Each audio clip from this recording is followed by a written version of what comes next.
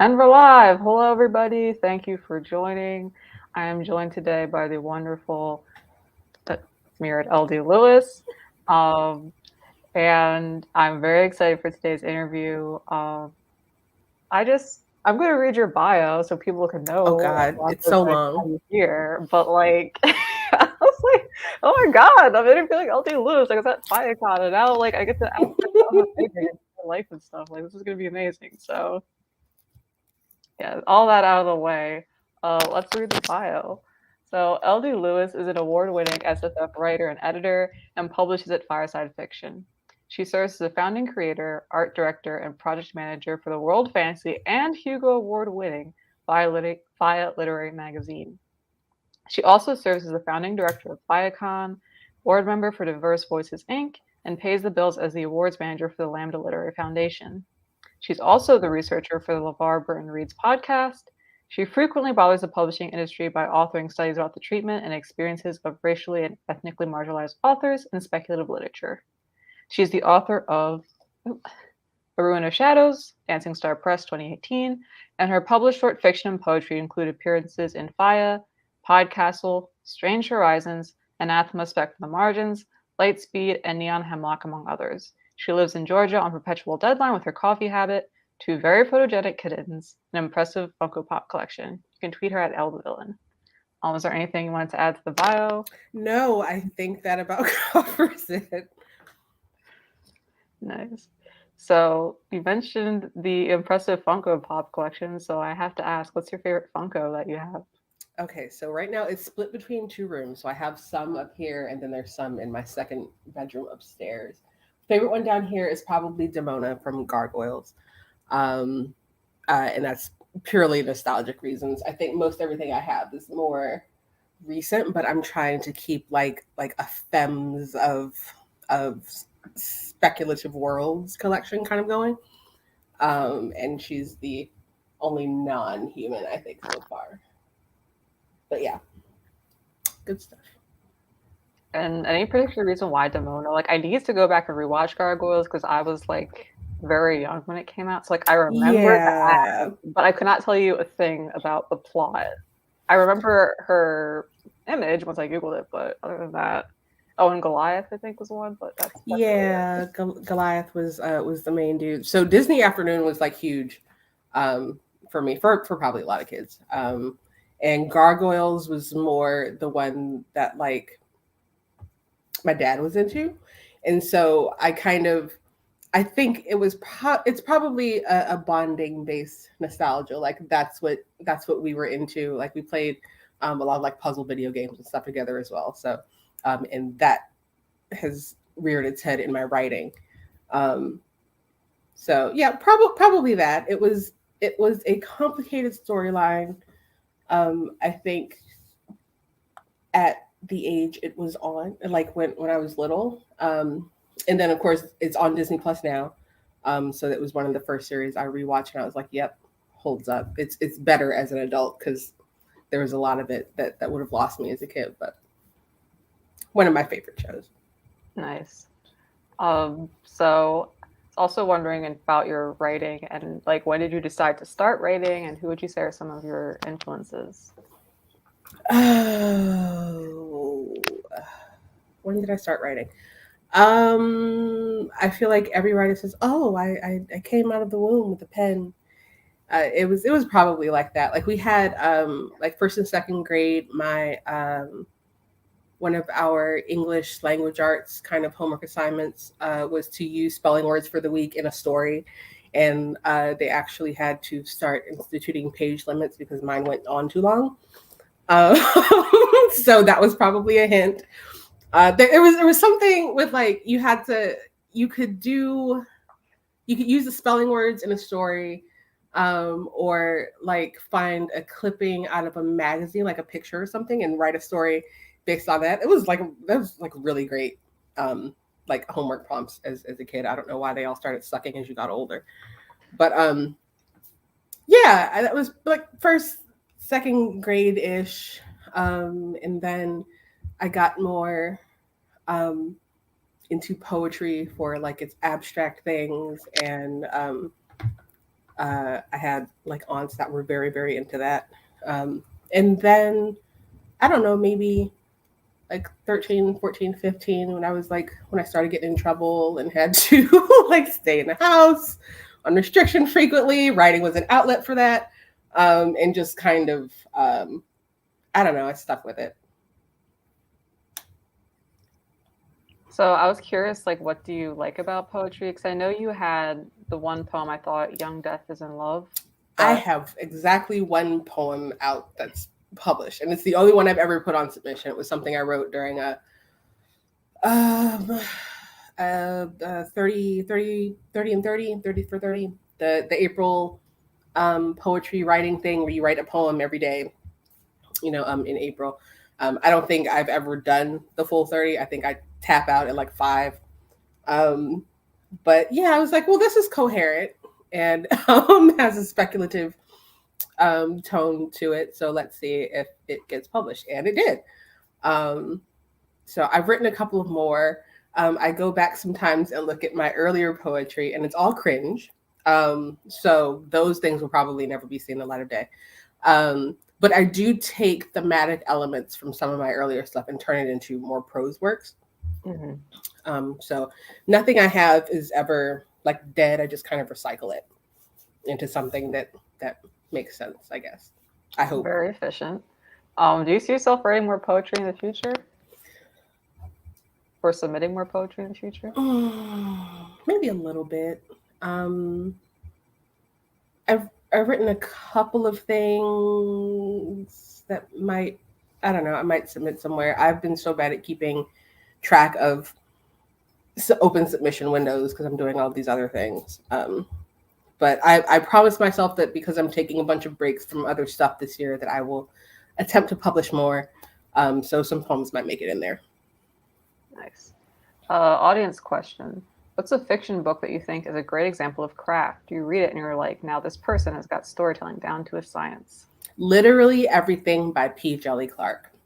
I don't know where to begin with Fenderson's work. Most recently, Master of Jinn. Let me see, The Secret Lives of oh my God, I'm going to butcher this title. It's published at Fireside. It was nominated for a bunch of stuff as well. It should have been. Oh, is it George Washington's Teeth? Yes, I can't remember the. I can't remember the full title either. Yeah, see if I can find it. The order of words, in the title, but that was one of my favorites. We were in a critique group, like prior to like a lot of this stuff being published, and I've always just been really impressed with his work and his world building. Okay, I found the title. I'll put it in the chat. It's The Secret Lives of the 9 Negro Teeth. Negro Teeth of George Washington. Yeah.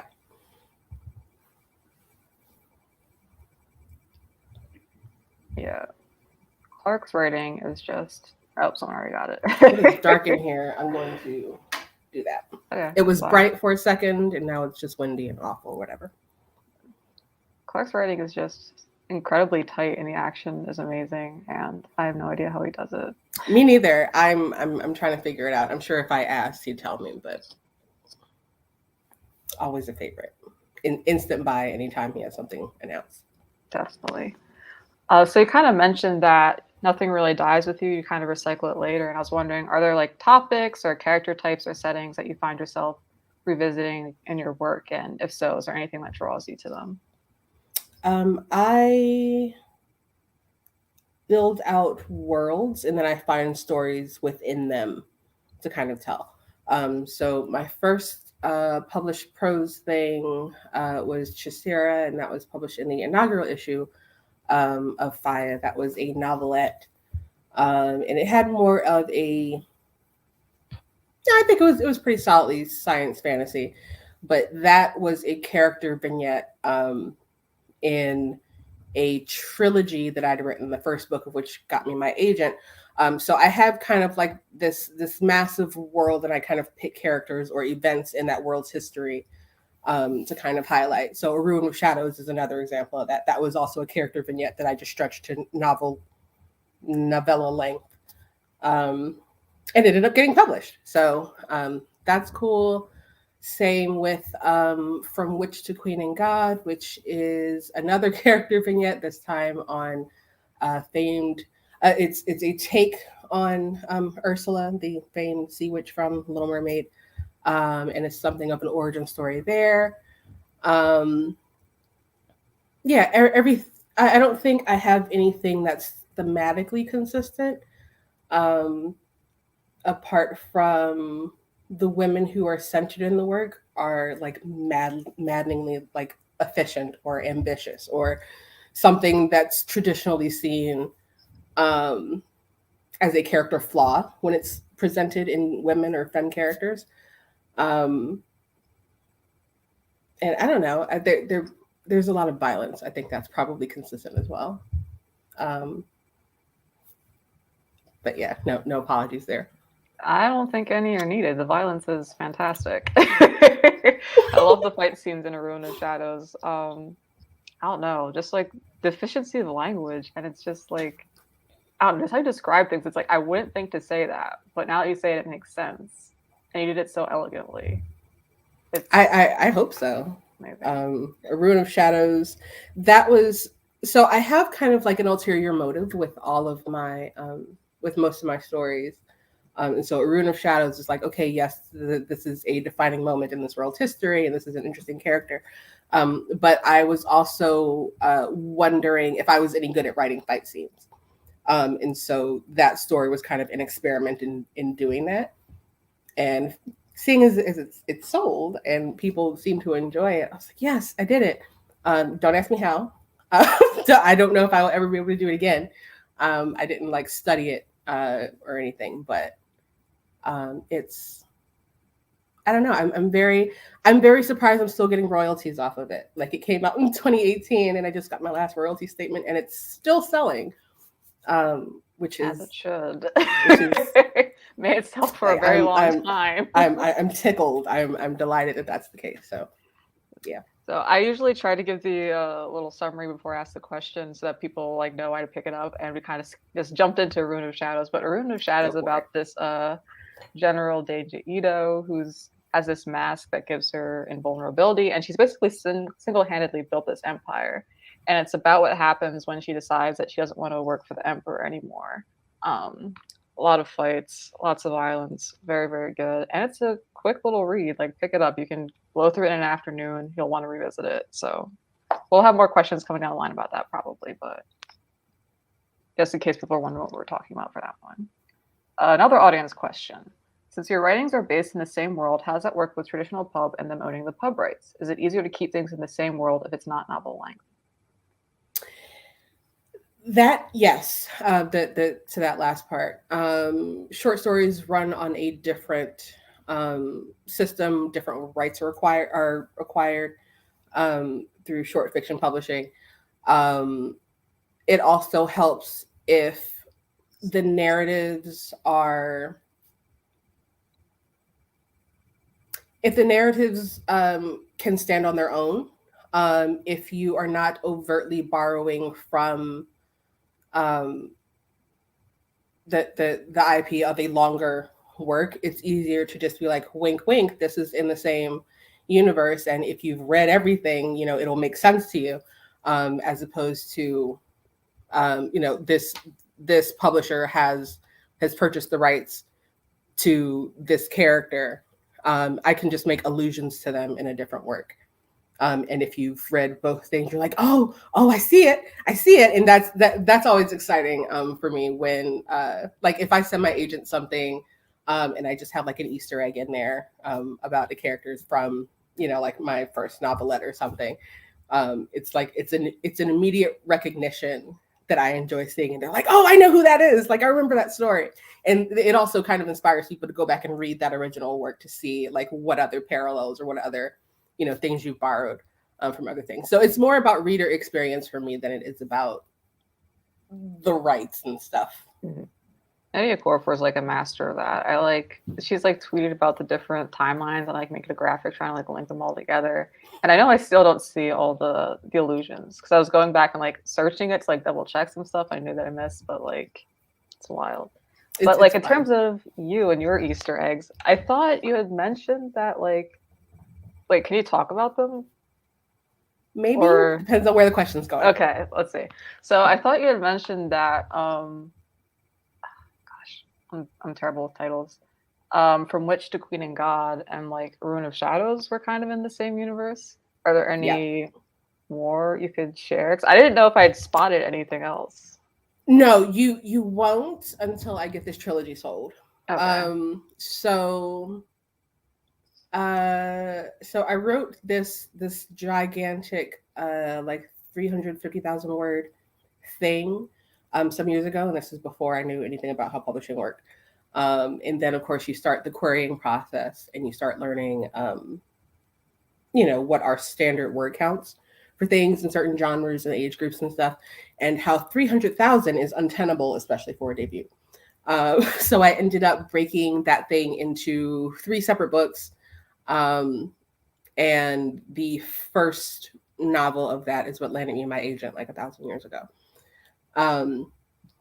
Which was great. It was like this bodes well because a lot of people, they don't get agents until their third, fourth, or fifth book out. Mine was just the one round of querying and 149 rejections. So that worked out. But in the breaking up of the three, in the breaking up of the behemoth, I'll call it, I have these other novellas and things, other character vignettes that I would probably end up using as supplementary material between releases, stuff like that. But there is a very strong tie-in with an arc and a couple of characters within the behemoth and the Rune of Shadows. And then Chasira, who has her standalone novelette, she's also featured prominently in the series. Rune of Shadows takes place in the history of the series, so is not an active part of the main narrative, but is relevant historically, contextualizing events and geopolitical relationships. So everything's got a role. It's all kind of in this one thing, and I'm just waiting for publishing to let me do what I do, like just publish the thing so you can tie this all together and see how brilliant I am. Like that's my whole thing. Like, see, I know this is great. This is greatness, and you're not letting me do it. But I mean, that's where I'm at with like these descriptions. I'm like, all the Easter eggs are things I can't read yet. I can go back to the FIYAH Literary magazine. It's gonna be so glorious when you like can actually read the thing. You're like, oh my god! I swear. I know authors like we have a great deal of hubris about us. Like you have to be a bit of an egomaniac to be any good at this, but it's good stuff, and I will leave it at that. Another audience question about agents. How did you come up with the 100+ agents you queried? I'm having the hardest time finding agents to query. So when I started querying, this was 2016. Started with maybe 20, 25 names sourced from, I think when I first started like using my Twitter presence, it was to find, certain people that I was interested in working with, like, first of all. Not just that they were agents, but we had similar tastes. I wanted to work with someone who was kind of transparent about the publishing process. So I sourced things from Twitter. There were a few places like databases I tried that I don't think worked out. Primarily Query Tracker, I think, ended up being really useful. And then I think that was around when, like 2016-ish was around when the MSWL hashtags were going up, manuscript wish lists, where agents and editors post things that they're interested in seeing. And, you kind of find fits from there. I think, let's see, so I would get, full requests or something, and it wouldn't pan out for one reason or another. Like the pacing was too slow or something was clunky or whatever. If there was consistent feedback, I would use that to kind of revise things before I set out, before I did like my next batch of queries. Um, but then there was always like something else that kind of came up. And I don't know if I kind of law of averaged it, where it was just like, yeah, I'm just going to send it to everybody and like see what sticks. I think I had to do 2 different um, revisions of my query letter. I think the novel itself underwent, I think, 2 or 3 pretty thorough revisions to correct some things that I was getting in feedback. Um, but yeah, I think I queried. I think I broke some rules occasionally where they were like, "Don't query multiple people at this agency," and then I did it anyway because rules are for squares. Um, and actually, I'm not going to tell you to do this, but I mean, if you're not being rude about it, some of these places with rules like that will you'll see some movement. You'll either get feedback from someone, or the manuscript will make it a step further in the process. It's just try to respect people's rules, obviously, but occasionally you have to be hard headed in the industry to get anywhere. Yeah, ultimately it ended up being 149 rejections when I got my first offer, and I notified the agents who were still reading. I got another 3 offers on top of that. It took my agent a year to actually get to my manuscript, and she didn't um, notice until I pitched a completely separate manuscript in a Twitter pitch event, and she asked for that, and I was like, "Oh, hey, you have this other thing in your stack already." And then she read it in a weekend and offered.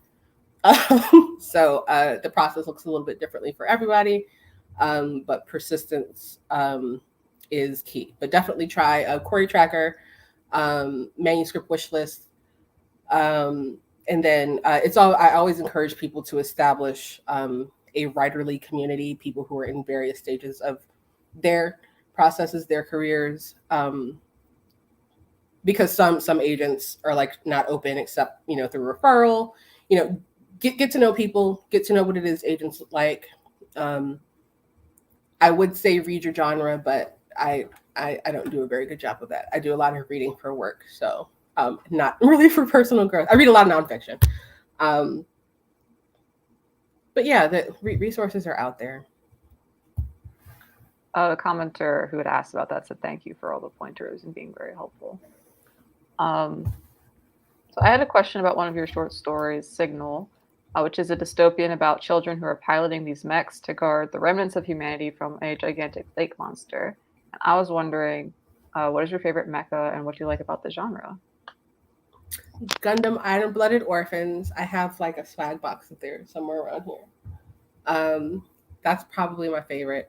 Signal was actually just translated into Japanese, and I don't know when that's dropping or if it has dropped, but I'm very excited about that. That's my second work to appear in a non-English language. First one was Jasira. That was translated into Spanish and put into an anthology. That was cool. What was the second part of the question? Oh, what do you like about the genre? I don't know. Giant machines fighting. I don't think there's anything to not like about that.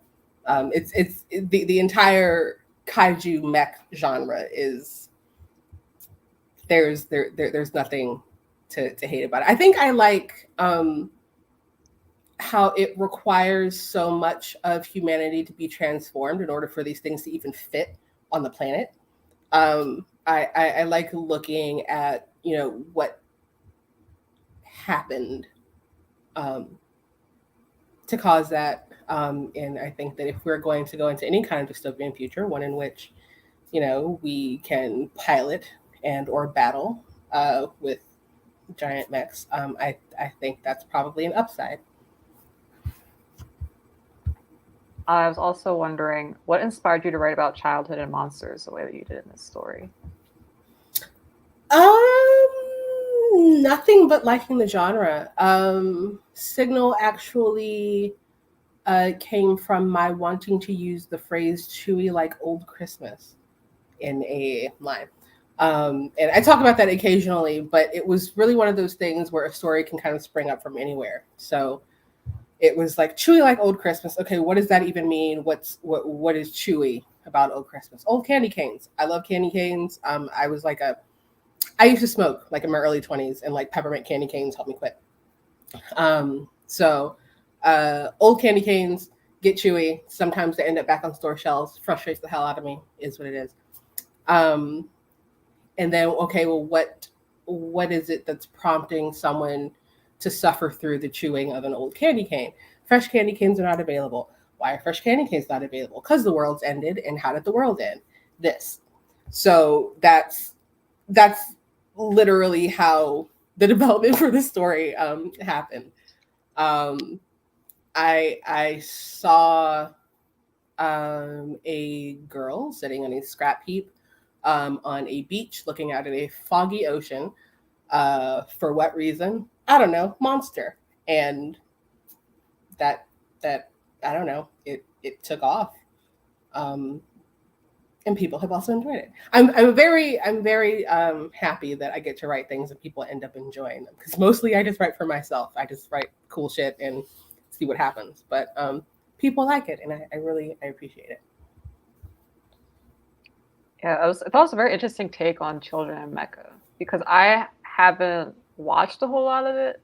I think like I guess my reference point is like Mega Sex LR or like Neon Genesis Evangelion. And I think with Neon Genesis Evangelion, it's kind of like the kids are just, they get in the suit and it's like, you're going to get in the suit and you're going to cry about it and you're going to do it anyway. And like very like hierarchical, like very like, there's not a lot of questioning that like, oh, like I'm a kid in this like suit that can like level a city. Like, what if I just like didn't listen to the person who kind of can't control what I do in the suit? And so I thought it was really interesting. I guess like the struggles that these pilots have with like, I have all this power, but like people are still trying to like tell me what to do. And you know, what do you do when somebody realizes that, you know, they have the power and you've only been pretending you do? Like it's one of those things. And it's definitely a you know, watch how you treat people, you know, kind of narrative. And also, you know, you don't devalue the youth and expect them to come and save your ass, you know, when things get messy. Words to live by. I was also thinking about, we talked a little bit about From Witch to Queen and God, which is about a sea witch who launches a coup against a nearby island kingdom. And you kind of already said that the protagonist, Obe Ursula, is inspired by Ursula the Sea Witch. I was kind of wondering if you could talk a little bit more about like what you like about Ursula and like crafting this character. I love a properly motivated villain. Someone who recognizes their power and doesn't try to rationalize it in any way that can trigger empathy. I like my evil to be clear cut. I don't want to have to argue with people about whether or not someone is good. Ursula, we know her sort of this queen of a Faustian bargain. And I wanted to exhibit kind of the start of that. She's very smart and very capable and ruthless with her own two hands. Doesn't always have to be outsourced. And I just wanted to play a bit with that concept. So she's formerly a witch who lived on land. Some sea gods kind of abdicated their role, and she stepped into the sea and kind of took over. But as a queen of the sea, there's a recognition there. There's not a worship. She wanted the worship aspect, and that comes from people. So she finds the people that she can liberate, and thus force them into her worship. But she does so under the auspices of being benevolent. which we know she is not. And so it's a different kind. There's an anti-colonial element there because her people are originally from there, but there's also the self-serving side, and that's the part that makes her not necessarily the person you want to root for in the long run, but maybe just for the specific moment. And so I think people have to kind of, I would like to see people return to discussing elements like that. Like people, antagonists, protagonists, nobody is kind of cut and dry, good or bad. And it is possible to recognize that someone is not the best human being, but in this instance, they are correct. And it is okay to root for them in that context, not, in their entirety. She's fun to write though. She's in another thing that I can't talk about, but I love her. I think it's really interesting, like writing gods and creating gods, like new systems and stuff, because I think there's a lot of different takes on it, but especially when it's like their power is tied to like worship and people needing to believe in them. I think things can get a little messy because sometimes, people fall by the wayside. It's like very much you always have to have a performance going on so that people believe that you have the power that you say that you do. Yeah. I felt a little bad for her. She was struggling in some parts. I was like, no. I mean that, like, if I'm thinking of this as an origin story, then she's bought into her own hubris a little bit. Like, yes, she's powerful and she has, all these other things, but she's also discovering her limitations, like pretty early on. So I thought that was fun to play with too. Like she's not a good guy by any means. So it was nice to see her fail and have to rely on someone for a moment or two. But yeah, I think that's the kind of nuance I like in anti-hero characters. I'm like hosting a read along with the Inheritance trilogy right now, so we're talking a lot about gods and like natures, and in that one the power is a little different. It's more like staying true to, I guess, like your core principle. But there is a lot still about I guess like belief and like how that can change gods, or like how their nature, I guess, falls into like who's gonna worship them and stuff like that. So it's very interesting. I just love stories about gods, and especially when people create their own mythos from scratch, because it just seems like a lot of fun. Like you get to be really like grand and big, and also like I've enjoyed it. Yeah, I don't know. I also had a question about your short story Moses, which I can't do a good job of summarizing it. I think it's basically this woman who can like explode things, but like also she doesn't really control what explodes or when. And like also, if I remember, yeah, I really can't explain it. Just she has a really big power. It's very unpredictable and very devastating. And I think she's kind of living with like the losses that her power has created sort of throughout the story. And at one point I remember that you had tweeted this was like one of the most important stories you'd written, and I was wondering, I guess, what is its significance to you, and I guess what inspired it? Sure.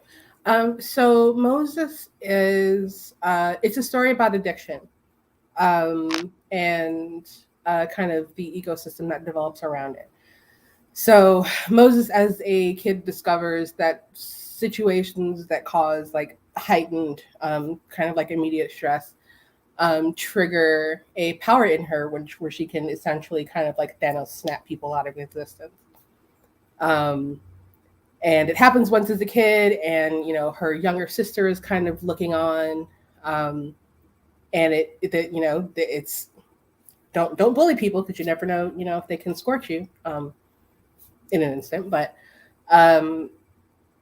they kind of never talk about it again, and then she kind of grows up, and it happens to someone that she loves, only in a slower, more agonizing way. And so she falls into addiction and substance abuse in order to escape the memory of having done that, or in order to keep from being tethered to people that she can hurt. So it's kind of there are bits and pieces of common narratives there, but it comes from I have a history with addiction. So being able to have that conversation in kind of a speculative setting, one that humanizes and doesn't, transform addicts into like a caricature or somebody not to be, empathized with. I think that was most important to me.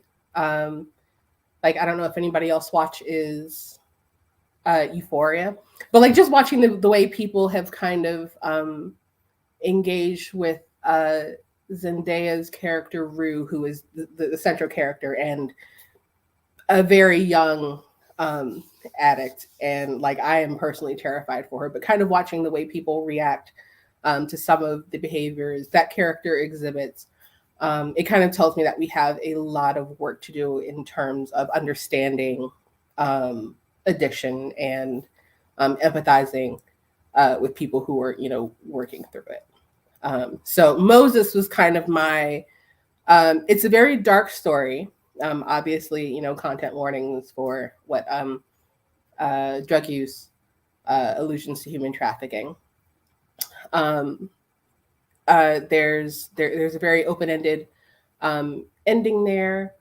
There's opportunities for her, for Moses to be redeemed in a sense, and so you have a lot of questions for her, but ultimately I hope that there's a care element. You care about what happens to this character, and I think that if that lands somewhere, then I think I've done what I set out to do with the story.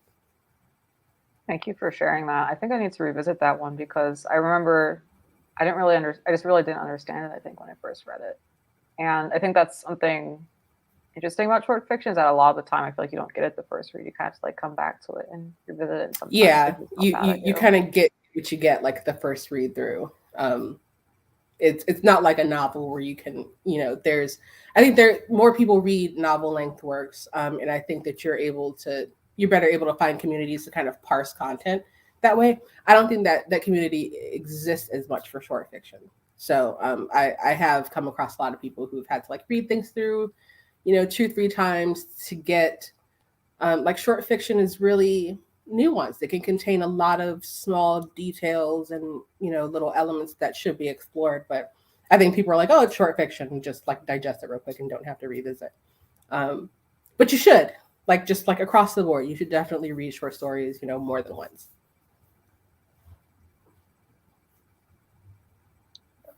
Yeah, it's interesting with short fiction because that was something I don't think I really like leaned into reading until the pandemic because like my attention span was just shot.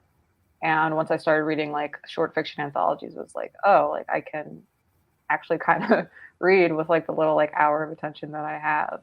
And yeah, it is a little bit more, I think, to get interest in a story. I know I definitely sent stories to friends like, oh my God, I think you'd love this. I think you should read this. And like, I'm still waiting to hear back if they ever got around to it. But it's worth doing, I would say. So another question about Rune of Shadows.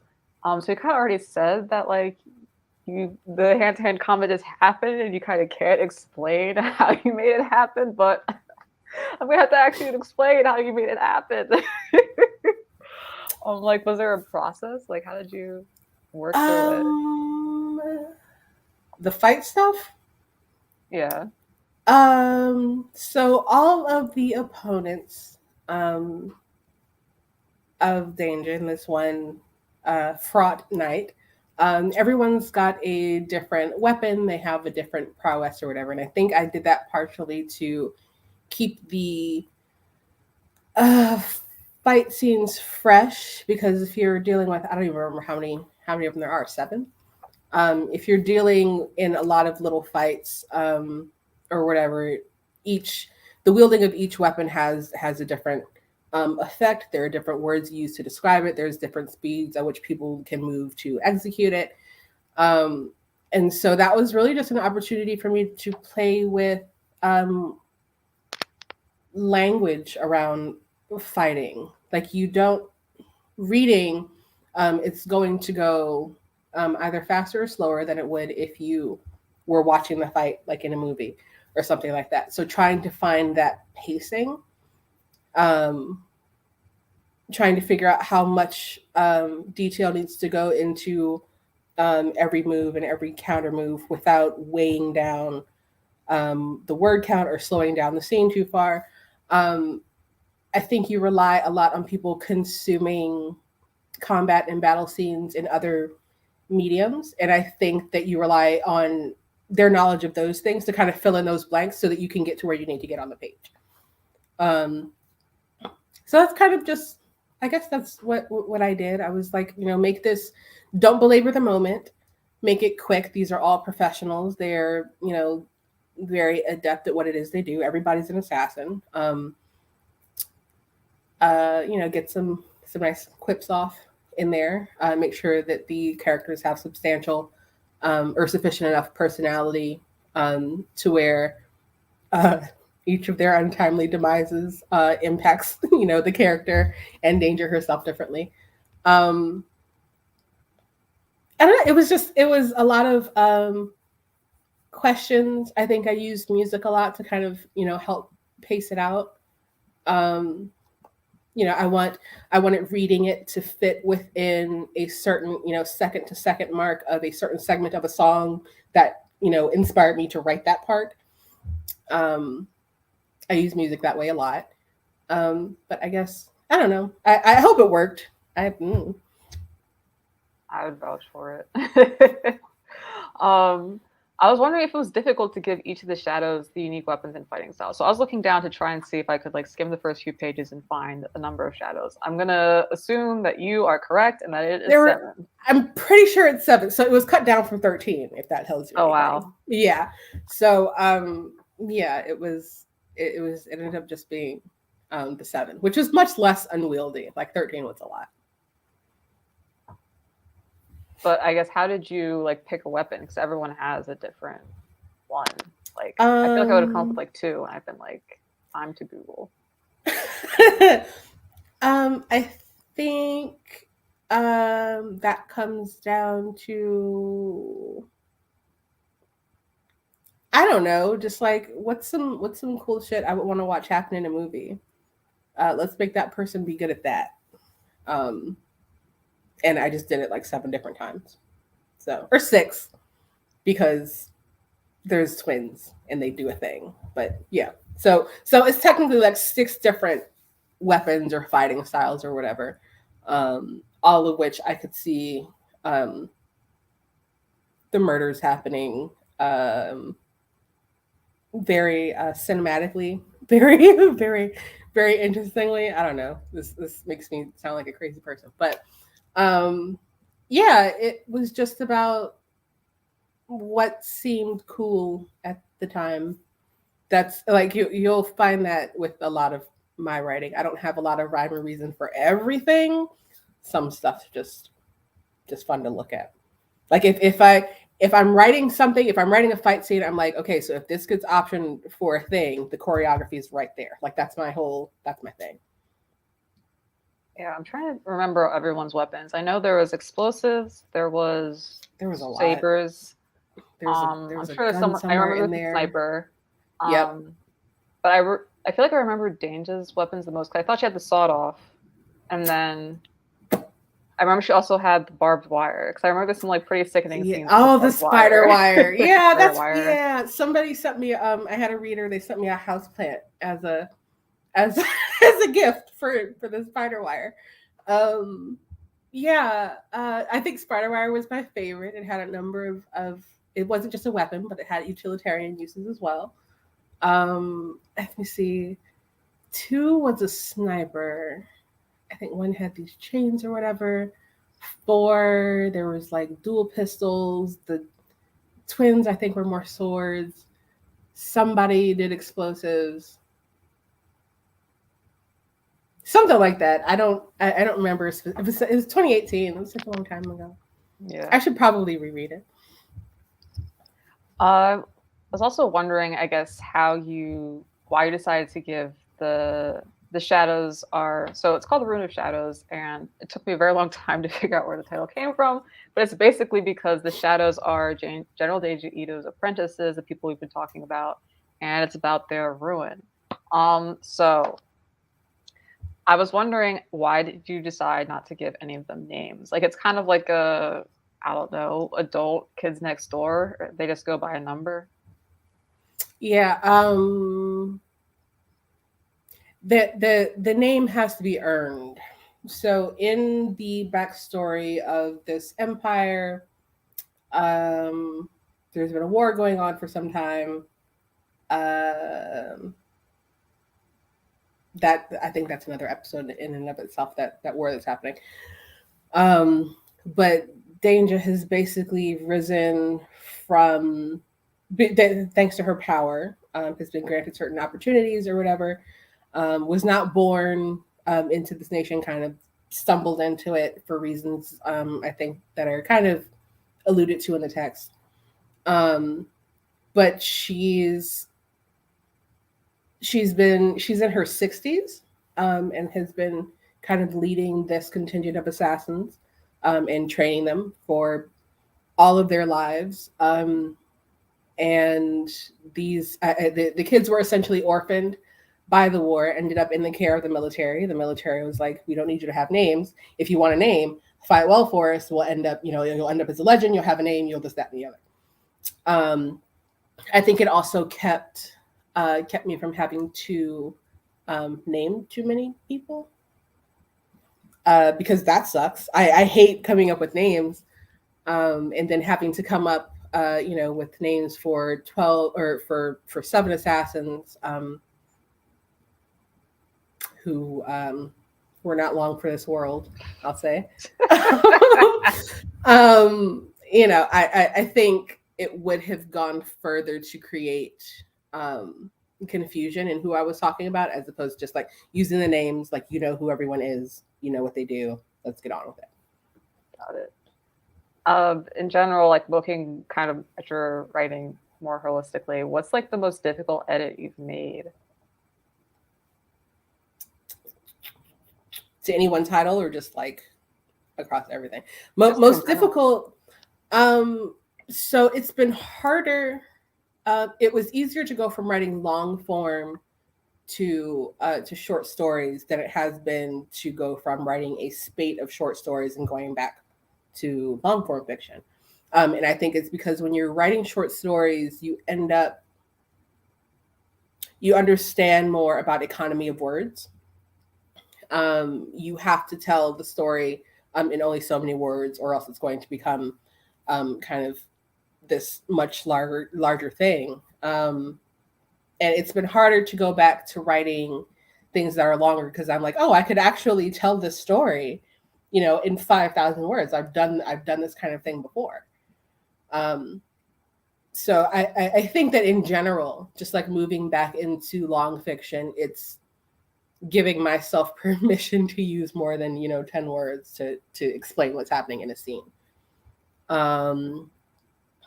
Let me see. I think cutting the shadows down, for instance, from 13 to 7. I had a lot of really good reasons for leaving it at 13, but ultimately it was like, oh, okay, well, maybe this makes sense. Or for like my first novels, I had one agent refer to the pacing as glacial, and like I wanted to set them on fire with my mind, and that was any tweaks that I've had to make to long form fiction or in order to satisfy criterias identified as marketable, things that required me to sacrifice what I felt was the soul of the story in order to have somebody else who I'm not ostensibly writing it for, like approve of it and decide that it's worth money. I have a very hard time with that. I'm great at taking notes or whatever, but it's just like, oh, well, people aren't going to know where to put this on a shelf. It's like, put it on a goddamn shelf and people will just buy it. I don't care. That's probably my biggest thing. I like stories that are character driven, less plot based. I like stories that allow you to live in the world that you created in such lush detail, as opposed to, powering through it in order to get to, the next plot point. And those are things that are not generally, smiled upon in certain segments of publishing. Which of your written works are you most proud of? They're all my babies and I love them equally. You won't tell them which one it is. Work I'm most proud of.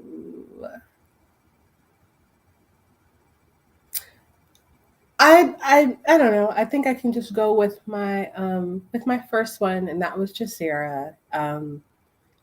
Because that was the story that I wrote.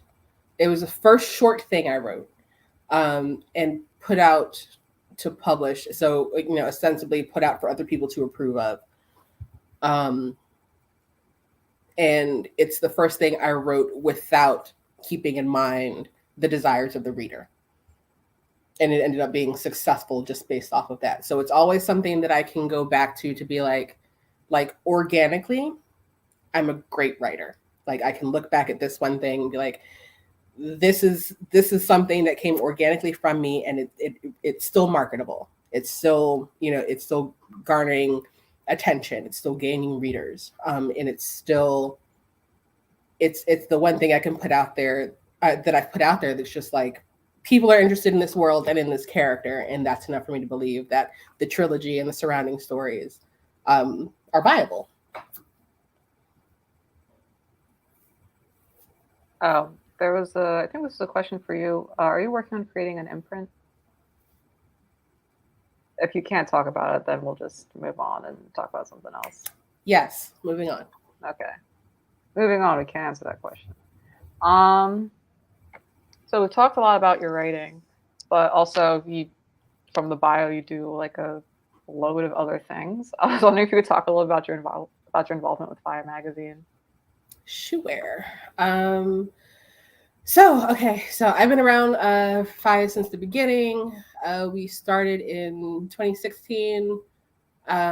We started, let me see.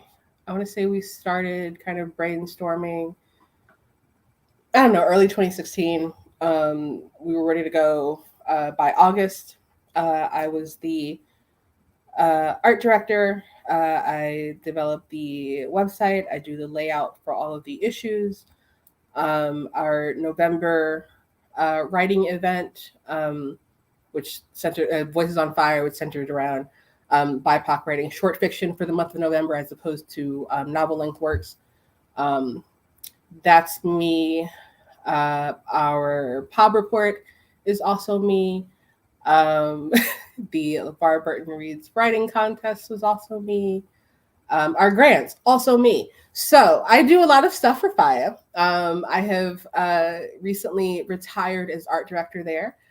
Christian Ivy, who's been doing a magnificent job, has taken over for me. I now have a tech assistant, Nelson, who is great at answering the customer service emails, because I do not have a customer service personality, despite what you may think from having communicated with me for the first 4.5 years or so of FIYAH. We are terribly proud of all of the awards we've won and been nominated for. We are now, as of October of 2021, we were a CIFL qualifying market, which means that Black writers who are published with us can use their works to qualify for CIFL membership. That's also referred to as the professional rate in genre short fiction.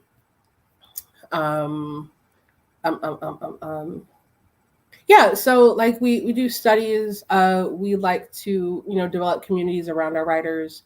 Brent, who's been doing a great job with social media since our inception, has gone a long way toward helping that. I think we're up to like 19,000 followers. I don't know how,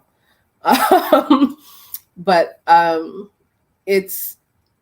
glad that we've gotten to stay around as long as we have. So many magazines, especially with a niche or limited demographic publishing base. A lot of writers won't read or subscribe to magazines that they could not be published in, which is just like a thing. So the fact that so many people are still, supporting us six years into this, it's great. And I'm hoping I get to leave one day and do other things. But it's been, wonderful being able to um, help grow the magazine. I mean, like I feel like what we're doing is it's historic, and um, people who publish with us end up going off and doing great things elsewhere, and we're always proud to see people who are published in our pages end up with like agents and like massive book deals and editors in places. Just like I'd love to think that we are helping hold open a door for a lot of Black writers. I don't know if I ever explicitly said what FIYAH magazine publishes, but it's a short fiction magazine for speculative fiction. I probably could have done that. Yeah, it is fantastic. I've been subscribed for a few years now. Well worth the money. If you would like to get a subscription and you enjoy short fiction, highly recommend it. There's also merch if you would like to support in that That's way. also me. I don't have that on hand, but they have postcards of some of the issues for the covers, which are great. Like, I'm going to mispronounce her name, which is bad. Because I know her as GDB, but Geneva Bowers, who you might know, she's done a lot of middle grade covers. She's done art for several issues. It's fantastic. More stuff to look at. There's mugs. I would recommend to get into that. Was there like an award that the magazine won that you were particularly proud of, or like a high moment, I guess, in your time there? Okay, so here's where I make a mess. So my relationship to awards is, I'll say, nuanced. I am always skeptical of the reasons why things are nominated. So for us, I think we won the World Fantasy Award like back in 2017, 20 or something. At that time, we had a readership of about 300 people, and so I found it hard to believe that we were nominated, for a World Fantasy Award when virtually no one was reading us. And then even after the subscriber numbers started to go up, we can see on our back end how many people are actually downloading the issues. And so when we're nominated for things, and this is not to say that you should look gift horses in the mouth or anything, but I like to know where the popularity is coming from. Is this an award that says that we are doing the best work in our field, or is this an award that's good for you? You're doing.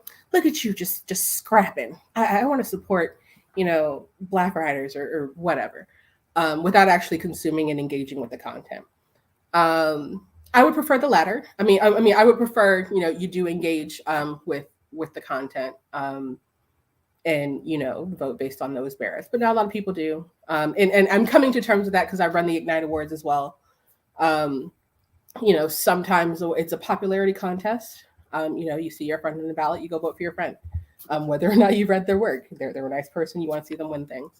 And so people have a lot of reasons for voting how they vote on awards and things, but I try and not pick it apart, but I try to keep a level head about what an award means. It means more to me depending on who, like, the community it's coming from. Mm-hmm. So like we just won a Hugo Award last year. It was our first Hugo. We've been nominated for a few times, but Brent Lambert and I were there to collect the trophies should we have one, because FIYAHCON was nominated too, so we were on the ballot twice. And the experience in person at Worldcon was not a great one. There were a number of us we met on the balcony behind the hotel restaurant at night. And it was like all the Black and brown people, like, how we just find each other. Mm-hmm. We would just like all hang out and kick it on the balcony at night and kind of talk about all the little racisms we experienced that day. And so being there to collect potentially a couple of trophies or whatever, but also encountering the voter base in person and finding out just how unwelcome we were. I was not very confident that we were going to win by the time, award night got there. it meant more to me when we won. It meant more to me that the people who supported us found it significant. So people who, Black writers who were just like, we will never have any kind of legitimacy until, Black writers start getting awards or Black publications start getting awards. When we clinched that award, to know that it meant so much to other people to see us get that's where the power was. It was less about, or with this people recognizing us. It's that we are doing work that matters to so many other people and are being recognized for it, is what's important to those people. So I take my cues from them, and I'm happy about it in that context. But the field at large still has some work to do in terms of respecting and acknowledging what it is that we do. Thank you for sharing. So kind of towards the end of the interview, do you have any upcoming projects we should keep on our radar? Oh God. All right. So I am editing We're Here, which is the best of queer literature thing that Neon Hemlock does. I'm editing the 2021 iteration. News about that will be dropping soon. I have a short story, the Last Stand of the East 12th Street Pirates. I just got like Invisalign this week, and I feel like I'm lisping, and that was a lot of S's, so I'm very sorry. That's coming from Lightspeed. I don't have a publication date on that yet. Signal, as I mentioned, has been translated into Japanese and will be published by Kaguya Planet, Kaguya. This fall, I'm dropping a number of inclusion studies, 2 of them. One is the return of the Black Spec Fic report, where we look at the last 5 years of short fiction publishing output in terms of representation of Black writers. And then another one that's going to cover all of traditional publishing and traditional publishing of genre fiction from middle grade through adult, and looking at the representation of different demographics there. I'm hoping to release that this fall. Catstone Books has just signed on as a funding partner, so that's awesome. And I feel like that's it for this year. That's it. Yeah, that's it as of my memory at this point. I'm sure there will be other things, but.